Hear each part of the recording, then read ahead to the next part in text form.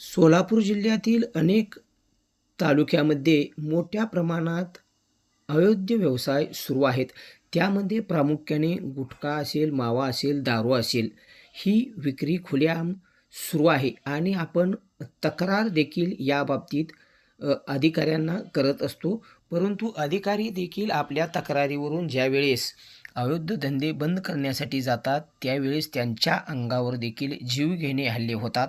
अशाच प्रकारे माढा तालुक्यातील बावी येथे एक महिला अधिकारी गुटखा व मावा यांच्यावर कारवाई करण्यासाठी गेले असतात त्यांच्या अंगावरती पिकअप घालण्याचा प्रयत्न केला, त्यांना जीवे मारण्याचा प्रयत्न केल्याचे आपण या व्हिडिओमध्ये पाहत आहोत. म्हणजे अवैध व्यवसाय करणारे इतके निर्भीड झाले आहेत की कारवाईसाठी गेलेल्या अधिकाऱ्यांना सुद्धा जीवे मारण्याचा प्रयत्न करतात.